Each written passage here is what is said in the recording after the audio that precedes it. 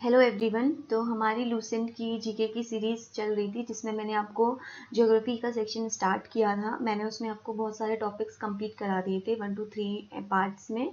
तो आज इस वीडियो में हम आपका ज्योग्राफी कंप्लीट कर लेंगे और पीछे के सारे टॉपिक जो भी है मैं आपको इम्पॉर्टेंट और जो आपके एग्जाम के लिए रिलेवेंट है वो मैं सारा बता दूंगी, ठीक है। और फिर नेक्स्ट एक वीडियो में मैं आपका पॉलिटी सेक्शन कंप्लीट करा दूंगी। तो स्टार्ट करते हैं। तो आज सबसे पहले जो टॉपिक शुरू होगा आपका वो है आपका विंड, ठीक है। तो अब ये विंड क्या होता है अब आप देखेंगे डायग्राम में। ये देखिए, ये इस तरीके से आपको देखिए हवाएं चलती हुई दिखी है। जो डायरेक्शन दिखाया हुआ है ऊपर नीचे करके, ये क्या है आपका विंड का डायरेक्शन है, ठीक है। विंड का मतलब हमेशा विंड जो है विंड जो है वो कैसे फ्लो करती है, हाई टेम्परेचर टू कहाँ को जाती है आपकी लो टेम्परेचर को, ठीक है। ये कंसेप्ट समझना, कहाँ से जाती है high temperature to low temperature, ठीक है। अब देखेंगे यहाँ पे, अब ये विंड ऐसा होता क्यों है, हवाएं क्यों चलती हैं, बिकॉज आप देखेंगे wind is the movement of air caused by the uneven heating of the earth by the sun, ठीक है। अब पूरे अर्थ में आपका हीट का मैंने आपको लास्ट क्लास में भी कंसेप्ट समझाया था कि सन का जो टेम्परेचर है, सन का जो हीट की इंटेंसिटी है वो पूरे अर्थ में सेम नहीं है, बिकॉज सन कहाँ पे प्रेजेंट होता है आपका इक्वेटर के पास। तो इक्वेटर से ऊपर जो पोलर रीजन है तो वहां तक सन की इंटेंसिटी सेम उससे नहीं पहुंचती है, ठीक है।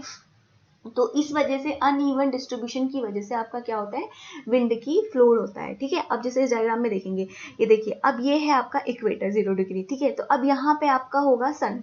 तो अब सन से लेके ऊपर पोलर वाले रीजन में और इधर आपके पोलर में क्या आपकी सेम इंटेंसिटी होगी सन की, नहीं ना। तो इसलिए क्या होता है, अनइवन डिस्ट्रीब्यूशन की वजह से आपकी विंड फ्लो करती है, ठीक है। अब विंड का डायरेक्शन मैंने आपको बताया कैसा होता है, हमेशा high temperature to low temperature, ठीक है। तो अब high temperature to low temperature आपके पूरे इसमें इस तरीके से विंड क्या करेगी, फ्लो करेगी, ठीक है।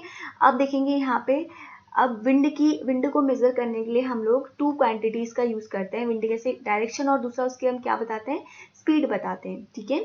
अब विंड के अलग अलग टाइप हैं। नंबर 1 इज ट्रेड विंड, दूसरी आपकी westerly wind and last one is polar wind, ठीक है। अब ये कैसे है देखिए, इसको मैं आपको डायग्राम में बता देती हूँ। ये देखिए, ये आप लोग देखेंगे, अगर इस डायग्राम में देखेंगे, ये वाले जो रीजन में आपकी चलती हैं ये कौन सी होती है, ट्रेड विंड, ठीक है। बिकॉज सन यहाँ पे प्रेजेंट है, यहाँ पे डायरेक्ट ज्यादा हीट होगा, तो इस हीट वाले इंटेंसिटी में ट्रॉपिकल जोन याद आ रहा है, तो इस रीजन में आपका क्या होता है, ज़्यादा हीट होती है। तो यहाँ पे जो विंड चलती है उसको हम बोलते हैं ट्रेड विंड। इस तरीके से आप अपनी कॉपी में एक गोल ड्रॉ कर लेंगे और फिर उससे आपको पता चल जाएगा। जैसे मैं आपको यहाँ पे ड्रॉ करके दिखाती हूँ, ये आप इस तरीके से एक गोल ड्रॉ करेंगे, ठीक है। अब ये है आपका इक्वेटर, अब इक्वेटर के पास ये आपका ऊपर नदर्न हेमिस्फेयर, ये आपका हो गया सदर्न हेमिस्फेयर। तो ये वाला जो रीजन होगा ये क्या होता है, एकदम सन के क्लोज होता है, यहाँ पे हीट की इंटेंसिटी क्या होती है, ज़्यादा होती है। तो यहाँ पर जो चलती है इसको हम बोलते हैं ट्रेड विंड। अब इसके ऊपर जाएंगे इधर ट्रॉपिक ऑफ कैंसर, नीचे आएगा ट्रॉपिक ऑफ कैप्रिकॉर्न। तो इधर वाले एरिया में जो चलेंगी ये कौन सी होंगी, वेस्टरलाइट। जैसे मैं आपको कलर चेंज करके 1 मिनट बताती हूँ। ये वाले जो रीजन में चलेंगी ये कौन सी होंगी आपकी वेस्टरलाई विंड, और जो सबसे ऊपर एकदम पोलर में चलेंगी ये कौन सी होती है, पोलर विंड, ठीक है। अलग अलग रीजन की वजह से हमने इनको क्या कर रखा है, आपका अलग अलग नेम डिवाइड कर रखे हैं, ठीक है। तो अब यहाँ पर देखेंगे ट्रेड विंड मैंने आपको बता दिया। ट्रेड विंड कौन सी होती है, देखिए जो 30 डिग्री नॉर्थ और 30 डिग्री साउथ लैटिट्यूड के बीच में चलती हैं। ये क्या होती है, हाई प्रेशर बेल्ट होती है एकदम, ठीक है। अब यहाँ पे डायग्राम में देखो, ये देखो ये आपका पूरा अर्थ दिख रहा है। अब यहाँ पे देखिए 30 डिग्री नॉर्थ और यहाँ पे आपका ये जो चल रही है ये कौन सी है, ट्रॉपिकल। ऊपर आपकी कौन, ट्रेड विंड सॉरी, ये कौन सी है, वेस्टरलाई, और एकदम ऊपर दोनों जगह क्या होती है, पोलर, ठीक है। अब ये यहाँ पे एक हार्डले सेल का फॉर्मेशन करती है। ये आपके एग्जाम के लिए बिल्कुल भी इंपॉर्टेंट नहीं है, इतना डीप में घुसने की जरूरत ही नहीं है, ठीक है। बस नाम याद रखना है, ट्रेड विंड, वेस्टरलाई विंड। अब इसको ये पूरा सारा थ्योरी पढ़ने की जरूरत नहीं है, एक सिंपल सा डायग्राम बनाइए, कंसेप्चुअल क्लैरिटी रखिए, स्टैटिक पार्ट को रटना नहीं पड़ेगा। ये आपका 0 डिग्री हो गया, ऐसे बनाइए, ऊपर पिछला भी रिवाइज करते जाइए। ऊपर आएगा ट्रॉपिक ऑफ कैंसर 23.5, नीचे आएगा ट्रॉपिक ऑफ कैप्रिकॉर्न 23.5, फिर पोलर रीजन, फिर पोलर रीजन, इस तरीके से इसको भी रिवाइज करते जाइए, ठीक है। तो अब आपको याद रखना है कि इस वाले रीजन में जो चल रही है तो खुद देख लीजिए कि कौन से उसमें पड़ेगा, 30 डिग्री 30 डिग्री, ठीक है। फिर वेस्टरलाई उसके नीचे आपकी पड़ेंगी 30 to 60 डिग्री। बस ये कंसेप्ट समझिए और इसको यहाँ से पढ़ लेना एक बार, तो ये समझ में आ जाएगा आपको, ठीक है। अब उसके बाद एक दूसरे टाइप की विंड होती है आपकी क्लाइमेटिक विंड या फिर पीरियोडिक विंड। अब ये कहाँ पे होती है, these wind change their direction along with the change in time और चेंज इन क्लाइमेट, मतलब जैसे जैसे समय बदलेगा तो ये अपना डायरेक्शन क्या कर देती है, चेंज कर देती है। फॉर एग्जाम्पल मुंबई कोस्ट वाला हम ले लेते हैं, ठीक है। तो मुंबई के वहाँ पे जो पानी है और जो वहाँ पे लैंड है, तो उन दोनों में क्या होगा, टेम्परेचर डिफरेंस होगा। पानी जो होगा वो कैसा होगा, ठंडा होगा, और लैंड जो होगा वो क्या होगा, गर्म होगा। दिन के टाइम में लैंड क्या हो जाएगा, एकदम गर्म हो जाएगा, पानी कैसा रहेगा, ठंडा रहेगा। तो ये एक कंसेप्ट आ गया, इसको हम लोग बोलते हैं लैंड और सी ब्रीजेस, ठीक है। और एक दूसरा होता है आपका मानसून विंड। मानसून विंड कौन सी होती है, जो मानसून के साथ आती हैं और मानसून के साथ चली जाती हैं। जैसे अभी जून जुलाई में आपका क्या आता है, मानसून आता है। तो मानसून जब आता है तो वो विंड आती है, और मानसून जाता है तो चली जाती है, ठीक है। अब अगला टॉपिक हमारा शुरू होता है अर्थ के बारे में, अर्थ क्रस्ट के बारे में। अब मैं इसको आपको समझाती हूँ डायग्राम से। अब देखिए यहाँ पे लिखा हुआ है अर्थ की जो स्ट्रक्चर होता है उसमें क्या होती है, 3 लेयर होती है, क्रस्ट, मेंटल और तीसरी होती है आपकी कोर। जैसे एटमॉस्फेयर में हमने पढ़ी थी ट्रोपोस्फेयर, स्ट्रेटोस्फेयर ना, तो इसी तरीके से यहाँ पे क्रस्ट, मेंटल और कोर होती है आपकी, ठीक है। अब देखेंगे, मैं इसको डायग्राम से समझा दूंगी, आप लोग पढ़ लेंगे। ये देखिए सबसे अंदर आपकी होती है इनर कोर, उसके बाहर होती है आपकी आउटर कोर, कोर है ये सारी, और सबसे आउटर जो बाहर की एकदम लेयर होती है क्रस्ट, उसके बाद आपकी सेकेंड मोस्ट लेयर होती है मेंटल, और सबसे अंदर वाली कौन सी होती है, कोर, ठीक है। तो ये 3 अलग अलग लेयर्स होती हैं। अब इसमें ज़्यादा इंपॉर्टेंट कुछ नहीं है, जो एग्जाम के लिए इंपॉर्टेंट है वो मैं आपको बताती हूँ।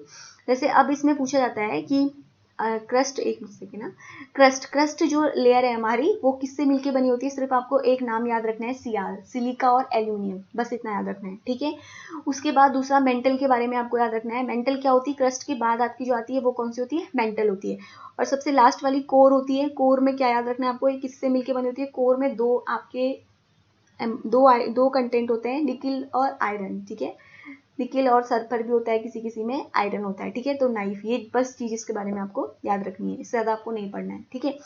अब आगे देखते हैं हम लोग रॉक। रॉक क्या होता है, आपको नाम से समझ में आ रहा होगा, रॉक बोलते ही दिमाग में इमेज क्लियर हो जानी चाहिए कि ये solid part of the earth crust होता है, जिसको हम लोग क्या बोलते हैं, रॉक बोलते हैं, ठीक है।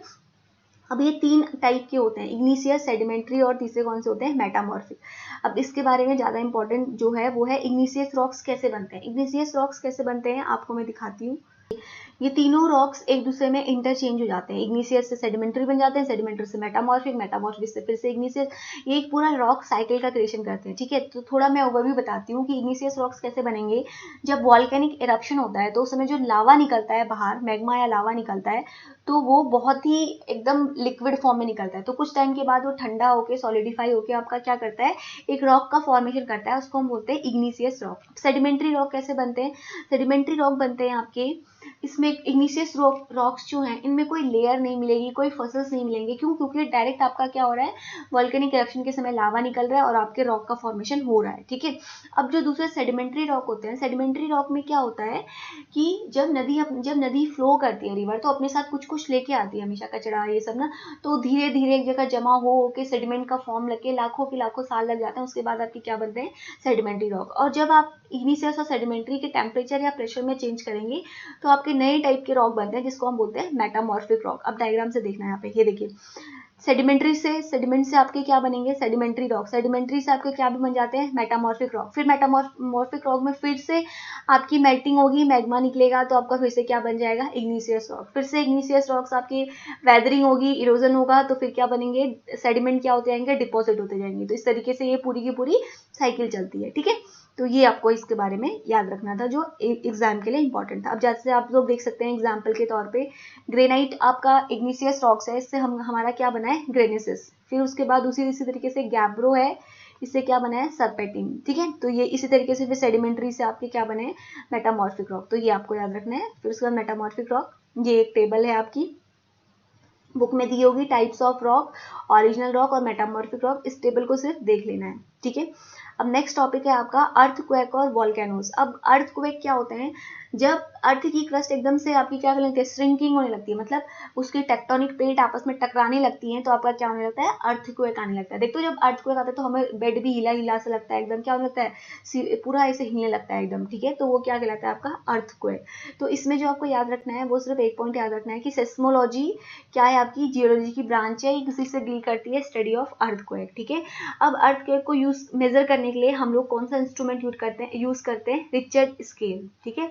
ये क्या बताता है, इसका मैग्नीट्यूड और इंटेंसिटी बताता है कि कितनी इंटेंसिटी से आया और क्या इसका मैग्नीट्यूड है।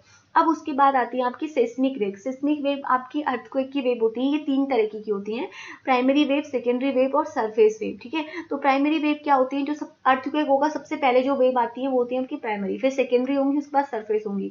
तो प्राइमरी क्यों ये एकदम से पहले पहुंच जाते हैं, बिकॉज ये तीनों मीडियम को क्रॉस कर लेते हैं, सॉलिड, लिक्विड और गैस को, ठीक है। और सरफेस वेव क्या होगा, एकदम जब सरफेस पे पूरा घूमने लगेगा, ठीक है। तो ये सबसे ज्यादा डेंजर वेव जो होती है वो आपकी होती है सरफेस वेव, या फिर हम इनको क्या बोलते हैं, लॉन्ग वेव, ठीक है। अर्थक्वेक जोन उसके बाद बताएं कि इंडिया में कौन कौन सी जगह पे हैं, ये इतना इंपॉर्टेंट नहीं है। वॉल्केनिक एक्टिविटी के बारे में बताया, मैग्मा और मॉल्टन रॉक जो होते हैं ये वेरियस रीजन से होता है, ये सब भी इंपॉर्टेंट नहीं है। अब इसमें बस एक चीज जानना है आपको कि 3 टाइप के आपके वॉल्केनोज होते हैं, एक होते हैं एक्टिव वॉल्केनो, एक होते हैं डॉर्मेंट वॉल्केनो, एक होते हैं एक्सटिंक्ट। एक्टिव कौन से होते हैं, जो अभी भी हो ही रहे हैं, एकदम चल ही रहा है, वहाँ पे वॉल्केनिक इरप्शन हो ही रहा है। और डॉर्मेंट कौन से होते हैं, जहाँ पे 10 सालों से, पिछले 10 सालों से रुक गया है इरप्शन, अभी नहीं हो रहा है। और एक्सटिंक्ट कौन से होंगे, जहाँ पे हो ही नहीं रहा, वो खत्म हो गए हैं एकदम, ठीक है। तो अब आपको एग्जाम में ये नहीं पूछेगा कि एक्टिव कौन सा है, डॉर्मेंट कौन सा है, ये कौन सा है, इनके एग्जाम्पल आपको याद रखना है, ठीक है। एग्जाम्पल अगर यहाँ पर दिए हैं तो वेल एंड गुड, अगर नहीं दिए तो आप लोग एक बार देख लेंगे इसके, ठीक है। एग्जाम्पल कौन से हैं, ये सारा थ्योरी इसके बारे में बताया है, ये बिल्कुल रिलेवेंट नहीं है, इसको आप छोड़िए। जैसे दे रखा है देखो, volcanic mountain form due to central eruption, देखो दे रखा है माउंट किलिमंजारो इन अफ्रीका, ये आपको याद रखना है। इन माउंटेन्स के सिर्फ नाम याद रखने हैं, ठीक है, उसके अलावा कुछ नहीं याद रखना है।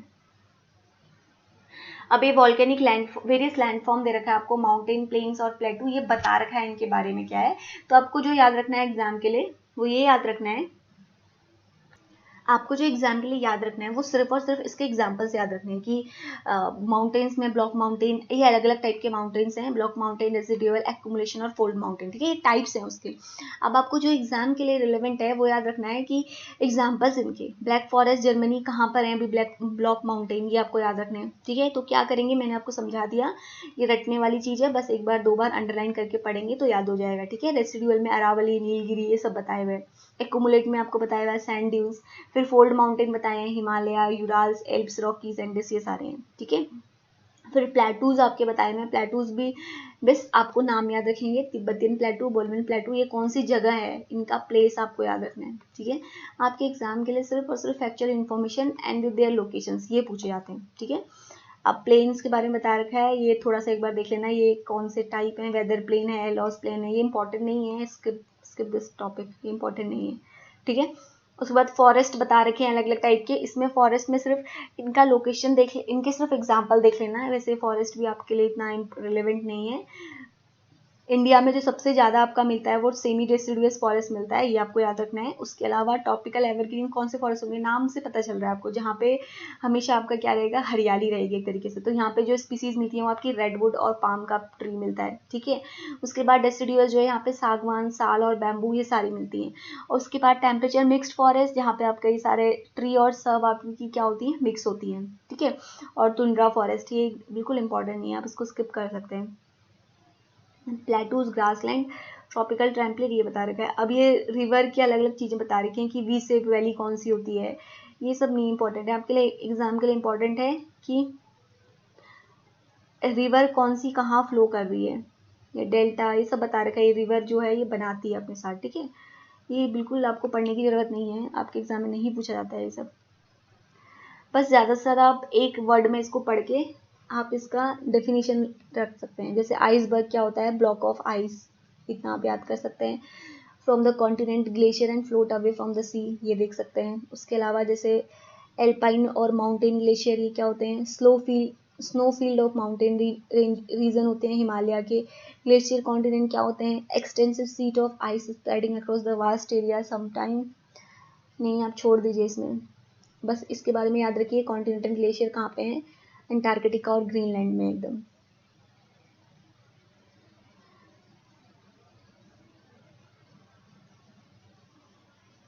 ये सब इसके बारे में बता रखा है, ग्राउंड वाटर, ये सब क्या है,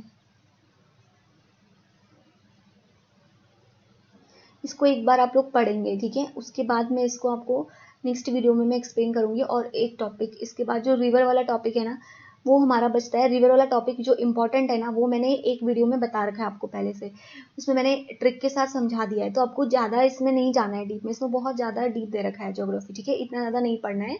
तो वो रिवर वाला टॉपिक जो है वो आप लोग उससे करेंगे, मैं उसका डिस्क्रिप्शन में लिंक दे दूँगी, वहाँ से आप लोग रिवर वाला टॉपिक कंप्लीट करेंगे। और प्लस जो भी अभी तक ज्योग्राफी के जितने भी क्वेश्चंस मैंने कराए हैं वो वीडियो के भी मैं डिस्क्रिप्शन में दे दूँगी, आप वहाँ से वो वीडियो भी देख लेंगे। उससे क्या होगा, आपका क्वेश्चंस प्रैक्टिस की अप्रोच और एनालिटिकल चीज़ें जो होंगी वो समझ में आएंगी, ठीक है। अब इसमें जो एक्स्ट्रा जो इंपॉर्टेंट मुझे लगेगा वो मैं नेक्स्ट क्लास में आपके साथ डिस्कस कर लूँगी, ठीक है। सो मिलते हैं नेक्स्ट क्लास में, तब तक ऑल द वेरी बेस्ट।